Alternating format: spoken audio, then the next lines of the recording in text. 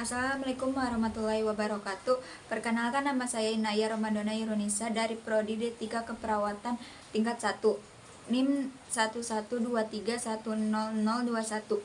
Saya akan menjelaskan tentang sistem kardiovaskular, sistem pencernaan, dan sistem pernapasan. Sistem kardiovaskular. Sistem kardiovaskular berasal dari kata kardio yang berarti jantung dan vaskuler berarti darah atau pembuluh darah. Jadi sistem kardiovaskular adalah sistem yang terdiri dari darah, jantung, atau pembuluh darah. Komponen penyusun darah. Darah merupakan jaringan ikat yang terdiri dari sel dan fragmen sel yang dikelilingi oleh cairan yang bernama extracellular matrix. Sel yang terdiri dari sel darah merah dan sel darah putih. Fragmen sel terdiri dari keping darah atau trombosit. Sel dan fragmen sel disebut dengan fragment elements dari darah. Extracellular matrix adalah komponen cair yang berada di luar sel manusia. Extracellular matrix yang menyusun darah disebut dengan plasma darah. Fungsi jantung. Fungsi jantung yaitu memompa darah ke seluruh jaringan tubuh. Darah ini perlu dikirim ke jaringan tubuh karena dua hal. Yang pertama, darah menyediakan zat-zat yang diperlukan oleh jaringan tubuh. Yang kedua, karena darah mengangkut zat-zat pembuang. Anatomi jantung. Jantung memiliki 4 ruangan. Yang pertama, atrium kanan, menerima darah kotor yaitu darah yang kaya CO2 dan miskin O2. Yang kedua, atrium kiri, menerima darah bersih yaitu darah yang kaya O2 dan miskin CO2. Yang ketiga, vertikal kanan, memompa darah kotor dari jantung menuju ke paru-paru. Yang keempat, vertikal kiri, memompa darah bersih keluar jantung ke seluruh jaringan tubuh manusia kecuali paru-paru. Sirkulasi jantung ada dua, yaitu sirkulasi pulmonalis dari vertikal kanan menuju paru-paru dan balik lagi ke atrium kiri. Yang kedua, sirkulasi sistemik dari vertikal kiri ke jaringan tubuh dan balik lagi ke atrium kanan. Sistem pencernaan. Sistem pencernaan adalah sekelompok organ yang melakukan pencernaan.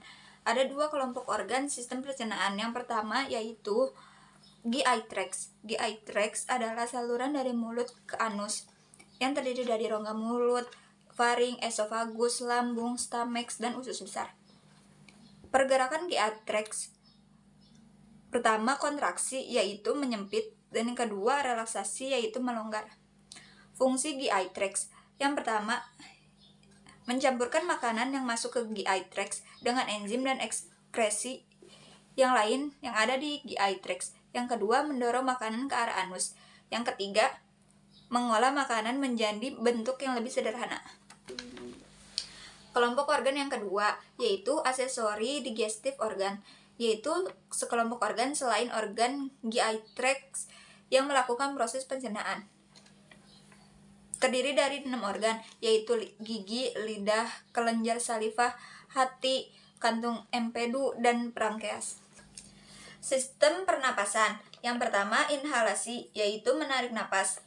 Besar tekanan yang diberikan molekul O2 saja tanpa melihat besar tekanan molekul lain disebut dengan tekanan parsial. Tekanan parsial adalah tekanan yang diberikan oleh satu jenis molekul gas dalam wadah berisi campuran gas-gas.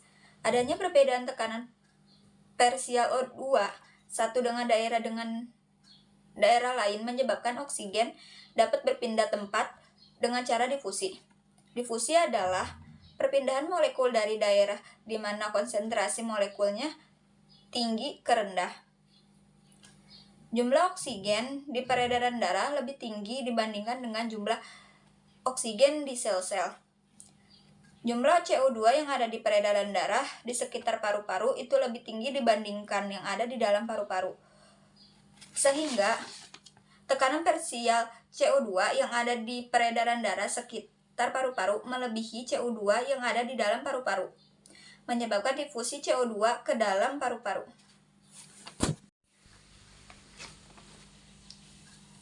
Jumlah oksigen di peredaran darah lebih tinggi dibandingkan dengan jumlah oksigen di sel-sel.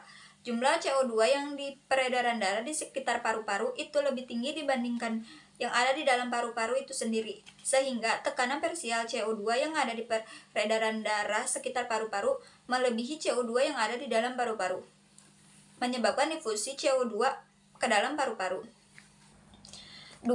Ekhalasi. Ekhalasi adalah buang napas. Terjadi proses ekhalasi sehingga udara yang kaya CO2 itu dibuang ke luar tubuh.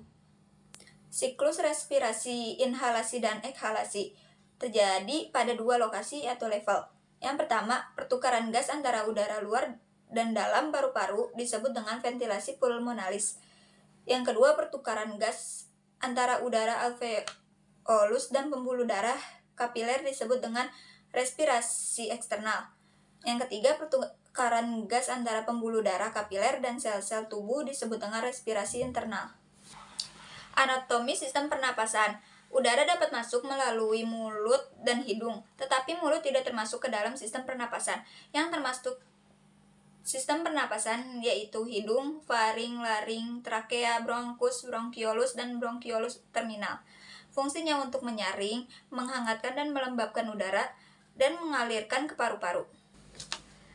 Perbedaan udara yang dihirup oleh mulut dan hidung. Yang pertama, udara lewat hidung lebih bersih karena terjadi proses filtrasi. Yang kedua, udara lewat hidung biasa dicium. Sekian penjelasan dari saya. Assalamualaikum warahmatullahi wabarakatuh.